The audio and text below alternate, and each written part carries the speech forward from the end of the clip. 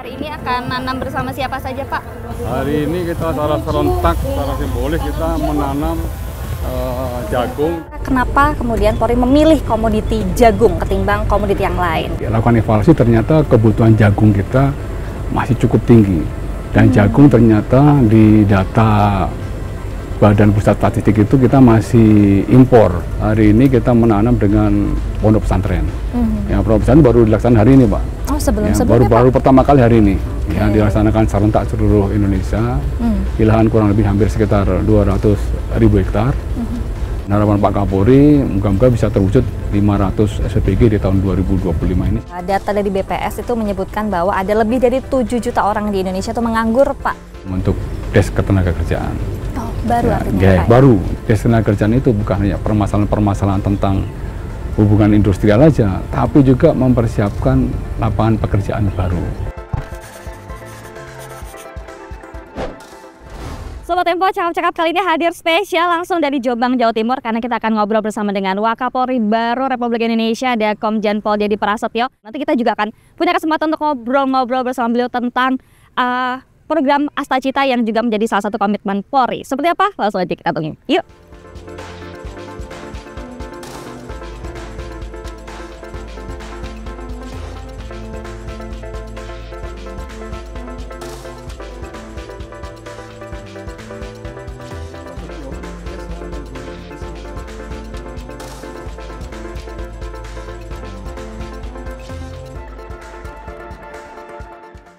Dari keseluruhan rangkaian acara hari ini salah satunya adalah menanam jagung antara Bapak Komjen Pol Deddy Prasetyo bersama dengan beberapa jajaran dan juga beberapa stakeholder, dan Tempo juga akan bergabung dalam kegiatan tanam jagung kali ini. Seperti apa? Kita lihat ya.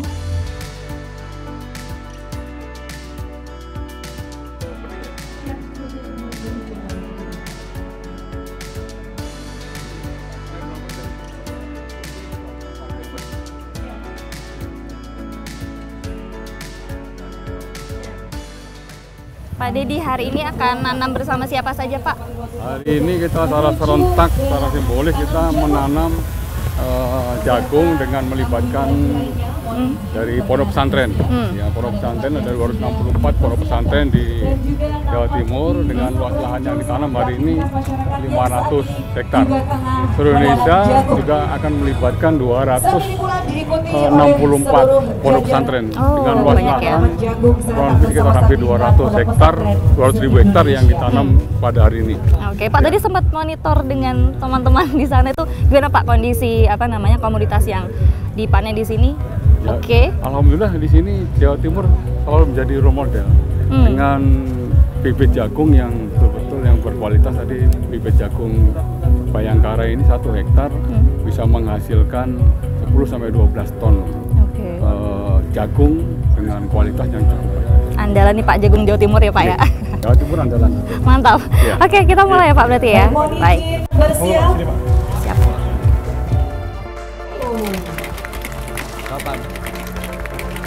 Demi ketahanan pangan Republik Indonesia ya Pak. Ya. Kita sedang di atas lahan seluas. Amin. Dan saat ini tempat untuk penanaman jagung.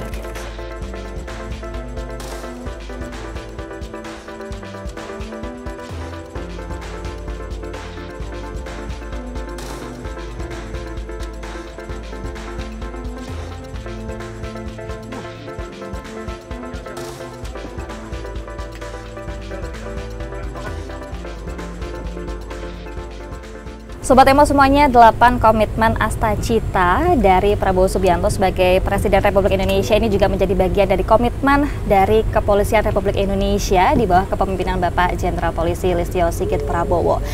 Nah, sebagai informasi Sobat Tempo, hari ini kami melakukan tapping itu pada tanggal 6 Agustus 2025, dan baru saja tadi malam kami mendapatkan kabar kalau Bapak Komjen Pol Deddy Prasetyo mendapatkan amanah atau kepercayaan baru sebagai Wakapolri. Selamat Bapak. Makasih Pak Cian. Semoga lancar perjalanannya sebagai Wakapolri. Amin. Rabbal alamin. Nah, hari ini kita akan sedikit ngobrol-ngobrol Bapak, tapi sebelum itu kita sama-sama mengucapkan kepada Sobat Tempo semuanya dimanapun, selamat Hari Kemerdekaan Republik Indonesia yang ke-80 tahun. Merdeka. Merdeka. Merdeka selalu. Merdeka selalu. Oke, baik, Pak Deddy Prasetyo, hari ini kita sudah melakukan serangkaian acara, begitu ya, termasuk tadi Tempo juga tergabung dalam tanam jagung. Sebelum saya bertanya tentang bagaimana progres, kemudian target soal penanaman ini dan segala macam, gitu ya, karena bagian dari Astacita tadi, kira-kira kenapa kemudian Polri memilih komoditi jagung ketimbang komoditi yang lain? Karena kan di Indonesia kayaknya banyak banget sebenarnya komoditi apa, termasuk kita tahu ada istilah bahwa tongkat kayu dan batu di Indonesia jadi tanaman gitu kan. Tapi kenapa memilih jagung? Ya, jadi begini, awalnya ketika Bapak Kapolri mengikuti sidang kabinet, ya ada perintah dari Bapak Presiden terkait menyangkut masalah swasembada pangan, di mana TNI pada saat itu sudah diperintahkan bersama Kementerian Pertanian untuk cetak sawah dan mulai penanaman padi secara masif dan serentak. Targetnya memang pada saat itu padi atau beras harus tahun 2025 ini harus mencapai titik swasembada. Kemudian setelah itu dilakukan evaluasi, ternyata kebutuhan jagung kita masih cukup tinggi. Dan jagung ternyata di data Badan Pusat Statistik itu kita masih impor. Ya, beberapa tahun lalu kita 1,6 juta ton kalau nggak salah data yang saya baca itu. Kemudian Bapak Kapolri diperintah oleh Bapak Presiden, Polri harus mengambil peran di situ. Ya, karena swasembada pangan ini merupakan kerja kolaborasi, kerja sinergi, dan semua harus mengambil peran di situ. Kemudian Bapak Kapolri memerintahkan kepada saya, pada itu saya sebagai asisten Kapolri bidang sumber daya manusia ditunjuk sebagai Ketua Satgas Ketahanan Pangan Polri. Berangkat dari situ, Pak Kapolri membuat MOU dengan Bapak Menteri Pertanian yang di bulan Januari. Kemudian kami menghadap Bapak Kapolri, mendapat arahan dan diperintahkan untuk langsung bertemu dengan Pak Menteri Pertanian. Nah, Pak Menteri Pertanian menyampaikan kalau kita bicara tentang padi, itu brandingnya adalah TNI. Maka rekan-rekan TNI yang berada di sawah itu masif untuk fokus ke situ. Nah, Pak Menteri Pertanian minta Polri sekarang fokusnya sesuai dengan arahan Bapak Presiden adalah jagung. Mantap. Artinya Polri identik dengan jagung. Ya, berangkat dari situ, ya kemudian kami lapor ke Pak Kapolri tentang 4 program yang harus kami persiapkan dalam rangka untuk mendukung ketahanan pangan, khususnya fokus ke jagung. Maka langsung running. Ya, kita 4 program. Program yang pertama itu adalah tanaman bergizi, artinya bahwa seluruh masyarakat yang memiliki pekarangan itu bisa dimanfaatkan semaksimal mungkin untuk bisa memenuhi kebutuhan rumah tangga sendiri. Kemudian ada yang kedua adalah lahan produktif. Lahan produktif itu kita sasar. Ya, Kementerian Pertanian pada saat itu mempersiapkan 1,2 juta hektar, Mbak. Ya, untuk bisa ditanam jagung. Ya, kemudian dari program yang ketiga, kami membantu membuat dashboard untuk memonitor tentang bibit, kemudian tentang pupuk, tentang pestisida, kemudian tentang pendistribusian hasil panen.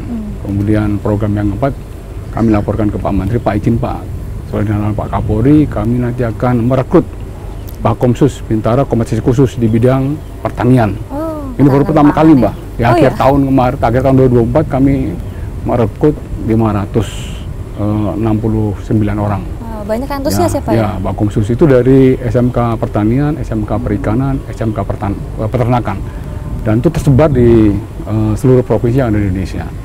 Alhamdulillah mereka sudah selesai pendidikan di tahun 2025 ini. Kemudian mereka tidak langsung ditempatkan ke seluruh Polda jajaran, tapi mereka langsung melaksanakan magang dulu di Polda Jawa Tengah. Kemudian mereka diisi juga bekerjasama dengan Kepala Dinas Pertanian di Jawa Tengah untuk bisa langsung berkomunikasi, memanage tentang berkomunikasi dengan para yang ada di Kementerian Pertanian itu, Mbak, yang di sawah-sawah ini. Ya, langsung bisa berkomunikasi petugas-petugas yang ada di Kementerian Pertanian di sawah-sawah, koordinasi dengan namanya Bintara Babin Kamtimas yang mendukung tentang program ketahanan pangan atau Bintara Pendamping Penggerak Ketahanan Pangan. Alhamdulillah, ya ini sudah berjalan di kuartal ketiga, Pak. Alhamdulillah. Kira-kira begitu. Oke, nah itu tadi dibilang sudah berjalan sampai kuartal ketiga ini. Ya. Tapi kalau bicara soal target Pak dan progresnya bagaimana? Apakah ada jangan-jangan targetnya sudah tercapai jauh terlampaui atau bagaimana? Ya, jadi gini, jadi di kuartal 1 memang dari target yang tadi disampaikan tuh 1,2 juta hektar. Ternyata setelah kita lakukan verifikasi, kita lakukan asesmen, seluruh jajaran dari mulai tingkat Polsek, Polres, Polda untuk melakukan asesmen tentang titik yang sudah ditetapkan oleh Kementerian Pertanian, ternyata hanya 774.000 lahan yang siap untuk ditanamin. Ya, dari 774.000 itu di kuartal 1 kemarin kita kick off Bapak Kapolri bersama Bapak Panglima TNI melaksanakan kick off di Polda Jatim di Polres Sidoarjo. Itu diikuti serentak oleh seluruh jajaran. Cuman pada saat itu luas lahan yang ditanam itu hanya sekitar 26.000 hektar, masih jauh dari target. Oh, di kuartal 1 ya, kuartal 1. Targetnya sendiri kalau bisa kita minimal kalau misalnya 1 juta hektar, harapan kita setiap bulan kita bisa 100.000 hektar lah. Ya kan 1,2 juta Mbak. Yang kemudian di tanam yang kedua itu di Jawa Tengah, sama Panglima TNI dan Pak Kapolri dengan beberapa kementerian terkait juga menanam serentak, itu capai targetan masih di bawah 100.000 hektar. Kemudian di kuartal kedua kami menanam juga, melakukan penanaman di Jawa Barat, dihadiri oleh Pak Menteri Pertanian. Nah, pada saat itu masih 119.000 hektar. Bapak Kapolri memerintahkan kepada kami, tolong untuk digenjot lagi seluruh jajaran. Kejar terus ya. Kalau misalnya kita di kuartal kedua ini baru mencapai 119.000 hektar, akan sangat jauh. Dari target 1 juta. Ya, di kuartal kedua kami lakukan penanaman secara masif seluruh jajaran, dan kita kontrol menggunakan aplikasi dashboard kita, ya untuk capaian tiap-tiap polsek, tiap-tiap polres, tiap-tiap polda, dan beberapa polda mengambil suatu kebijakan seperti Polda Bengkulu, polda-polda di Jawa menargetkan satu polsek itu minimal 1 hektar. Jadi kita bisa lebih masif lagi. Kemudian ditambah lagi ada yang kepala desa komit 1 desa 1 hektar. Jadi akan lebih masif. Di semester kedua kita berhasil menanam di lahan kurang lebih hampir sekitar 229.000 hektar. Kemudian sampai dengan di kuartal ketiga ini kita sudah berhasil menanam kurang lebih hampir sekitar 455.000 hektar. Itu yang sudah ditanam. Berarti kita masih punya target. Memang Pak Kapolri minta kalau bisa di kuartal ketiga ini kita bisa mencapai target 774.000 hektar. Sehingga nanti di kuartal 4 kita kurang lebih sekitar 250.000 hektar lagi lah yang tanam. Dan memang capaian kita di semester 1, di kuartal 1 dan kuartal 2 alhamdulillah dari hasil pengecekan dari Badan Statistik dan juga dari Kementerian Pertanian, kita mengalami peningkatan 19,6%.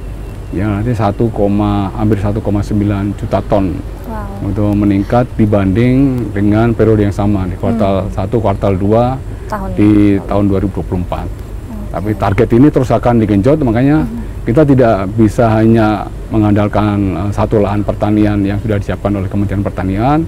Bapak Kapolri mendatangani MOU juga dengan Kementerian Kehutanan. Kementerian Kehutanan itu sempat mempersiapkan lahan pertanian sosial itu sekitar 2 juta hektar.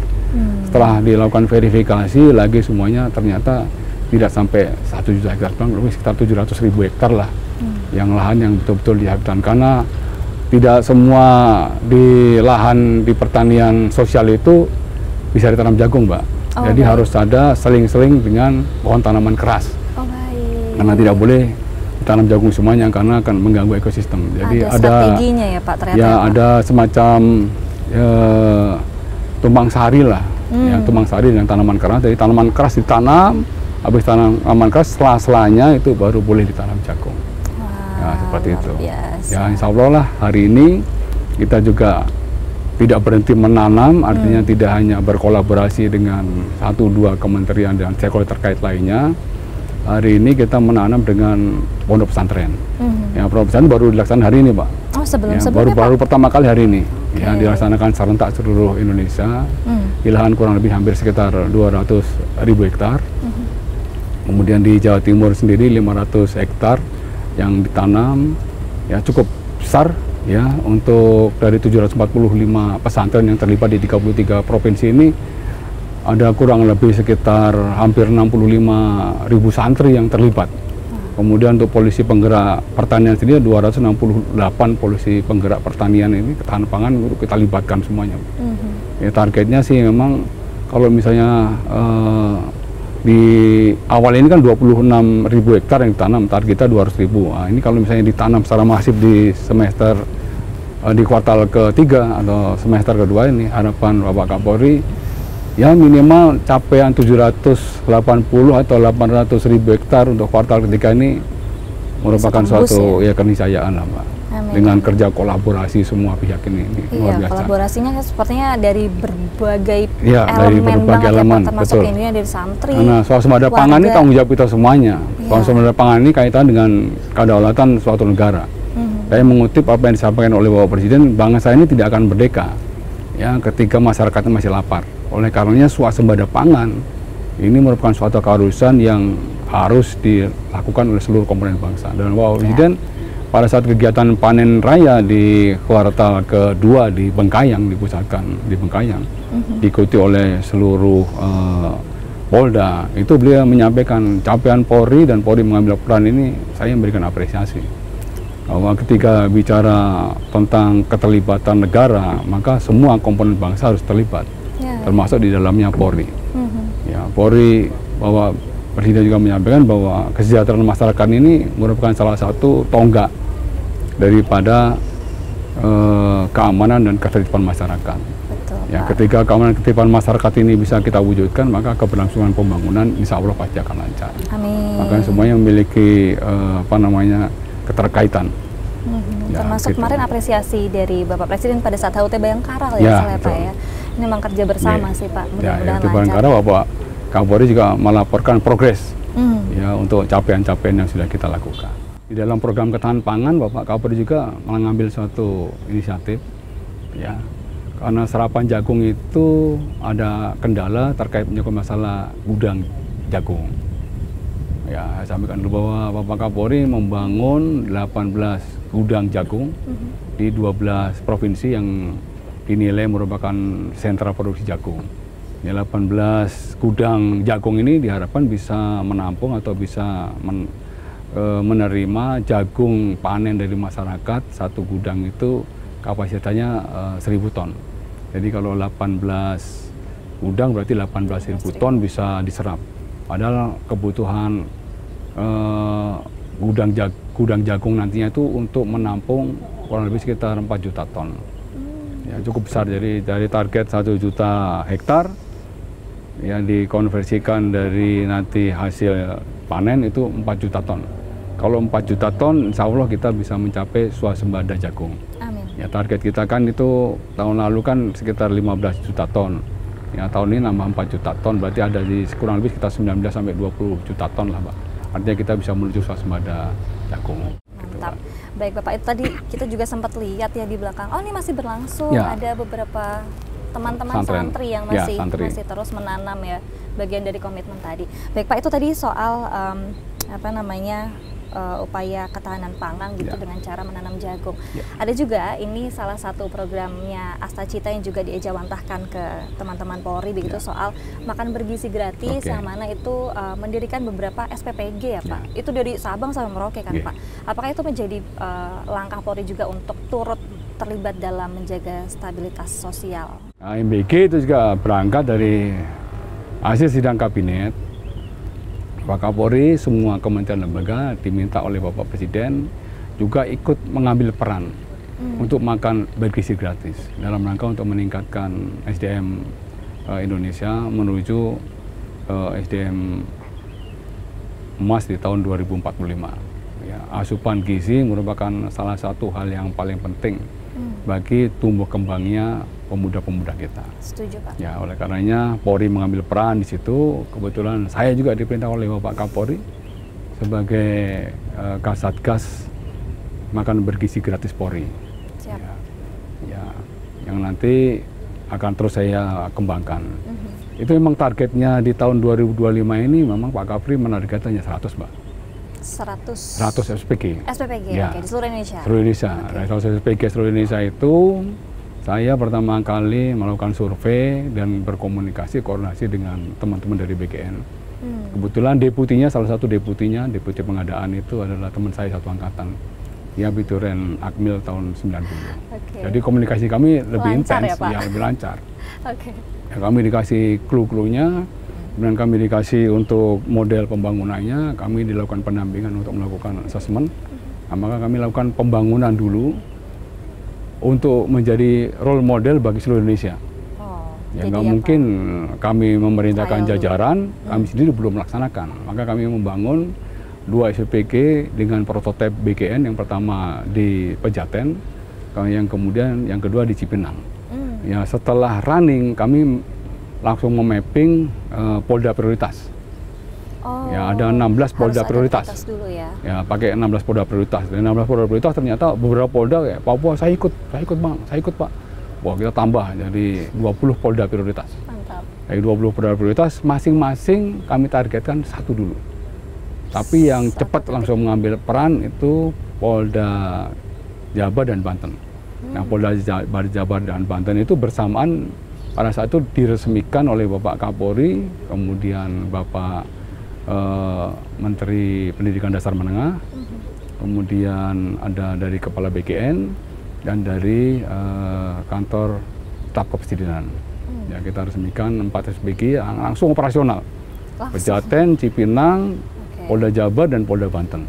Sementara 16 lainnya itu langsung melaksanakan groundbreaking bersama-sama.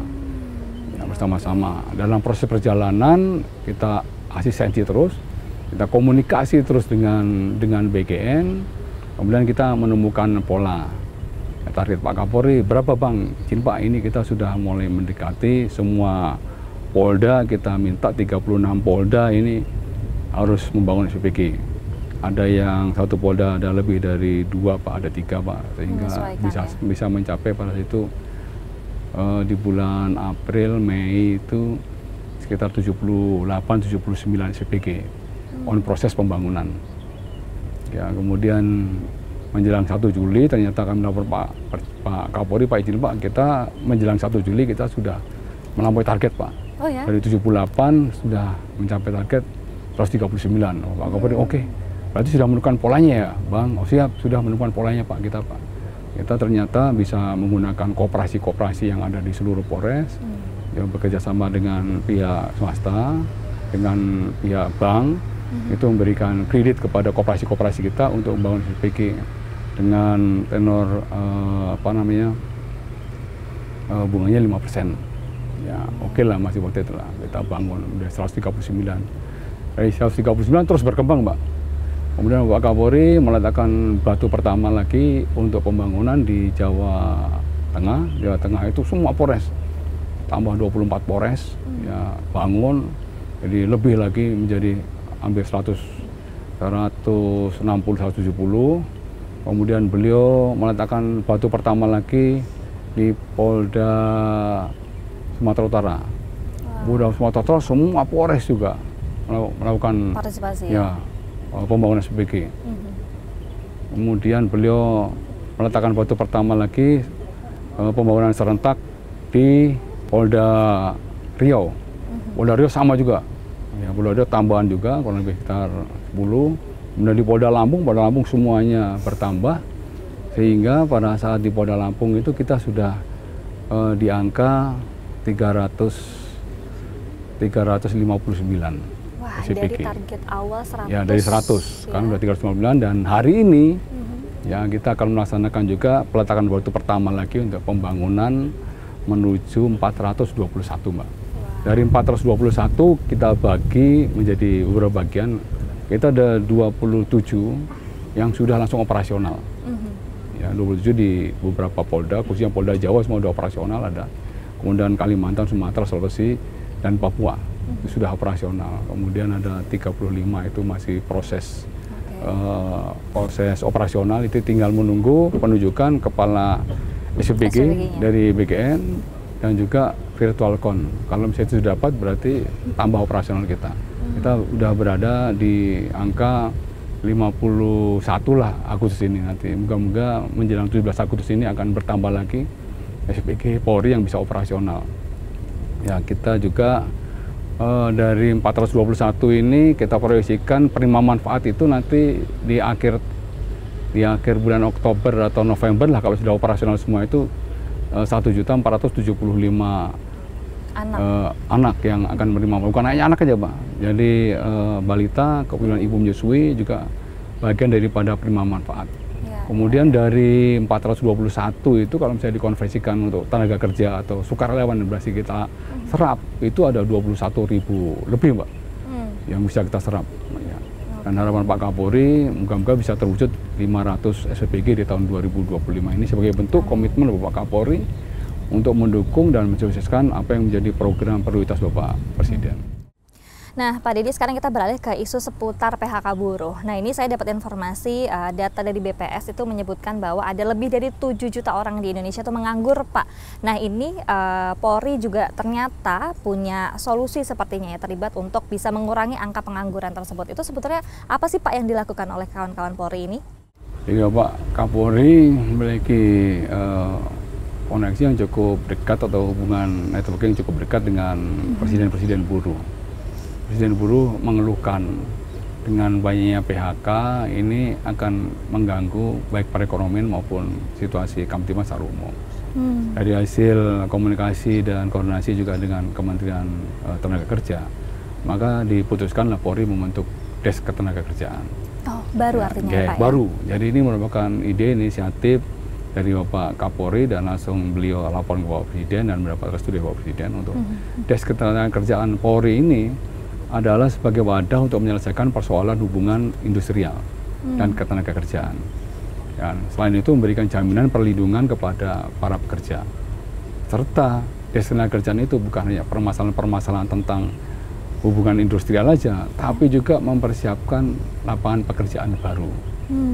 Ya, Pak Kapolri kemudian mencoba memfasilitasi, menghubungi beberapa perusahaan. Ada beberapa perusahaan antara lain PT Tang Sung Hung yang ada di Brebes, kemudian PT Indonesian Dream Spot yang ada di Cirebon, itu ternyata membutuhkan tenaga kerja. Baik tenaga kerja yang di PHK maupun tenaga kerja baru. Memang di tahap awal Pak Kapolri memberangkatkan kurang lebih sekitar 500. Ya, kemudian yang kemarin yang kedua kurang lebih sekitar 1.200, dan tahap yang ketiga ini ditargetkan dari 4 perusahaan yang ada di Jawa Tengah maupun di Jawa Barat itu bisa menampung kurang lebih sekitar hampir 50.000 tenaga kerja. Artinya bahwa Polri itu mengambil peran bahwa penting sekali ya bahwa pekerja-pekerja ini juga harus mendapat jaminan. Harus mendapat juga bantuan untuk keberlangsungan hidup. Tapi mengapa penting sih Pak? Apakah memang ada kaitannya antara tadi jumlah pengangguran yang cukup banyak dengan misalnya angka kriminalitas atau apa? Ya, jadi ketika kita melihat satu konsep keamanan ketipan masyarakat secara luas, ya maka itu memiliki suatu hubungan yang erat hubungannya, Pak. Karena kesejahteraan ekonomi itu bisa mengaruhi gangguan Kamtibmas di suatu negara. Kalau misalnya sejahtera, masyarakat sudah sejahtera, maka ada satu teori dasar lah yang ada di kepolisian itu antara niat dan kesempatan. Kalau sudah sejahtera, masyarakat nggak ada niat untuk melakukan kejahatan. Kesempatan juga ngapain? Kita sudah sejahtera. Kalau misalnya niat dan kesempatan tidak bertemu, maka kejahatan tidak akan terjadi. Ini teori-teori dasar yang memang di mana Polri harus mengambil peran di situ, baik ketahanan pangan, MBG maupun Desk Ketenagakerjaan. Kita tagline Pak Kapolri adalah Polri untuk masyarakat, maka Polri harus berada di tengah-tengah masyarakat, bersama-sama masyarakat, menciptakan situasi yang kondusif, situasi yang aman, dan situasi yang harmoni menuju masyarakat yang sejahtera. Amin, amin. Ya. Baik, Bapak terakhir Pak, ada nggak sih Pak pesan dari kawan-kawan Polri kepada masyarakat barangkali ya yang bisa disampaikan gitu terkait bahwa tugas Polri itu sebenarnya nggak cuma tentang menjaga keamanan aja, tapi juga bisa terlibat dalam isu-isu sosial, kemanusiaan, dan sebagainya. Ya, tentunya di sini bahwa membangun suatu bangsa yang besar seperti bangsa Indonesia dengan keberagaman, kebinekaan, dan berbagai macam dinamika yang terjadi saat ini. Bahwa sinergi, kolaborasi, kerjasama, dan kita punya semangat dari leluhur kita yang diturunkan sampai dengan hari ini adalah semangat gotong royong. Ya. Itu harus terus kita gaungkan. Guyup ya Pak? Harus guyup, menjaga persatuan kesatuan dan keterlibatan semua pihak terkait menyangkut masalah swasembada pangan. Ini merupakan kedaulatan suatu bangsa. Harus ikut andil di situ, Mbak. Harus mengambil peran dan tanggung jawab di situ, Mbak. Ya, karena kalau misalnya kedaulatan pangan ini kita bisa wujudkan, masyarakat pasti akan sejahtera. Dan sekali lagi itu tugas bersama ya Pak, semua elemen masyarakat. Ya. Oke, baik, terima kasih banyak Pak Dedy Prasetyo atas waktunya untuk Tempo. Mudah-mudahan informasinya bermanfaat untuk kita semua ya Pak ya. Sehat-sehat selalu Pak. Alhamdulillah. Dan juga semangat untuk melakukan tugas barunya. Amin, amin, amin. Terima kasih Mbak. Oke, baik. Dan pemirsa, tadi bincang-bincang saya bersama dengan Bapak Dedy Prasetyo. Dan dari kata saya Decian Pestakur yang bertugas pamit undur diri. Kita akan jumpa di Cakap-Cakap episode selanjutnya. Bye-bye. Bye-bye.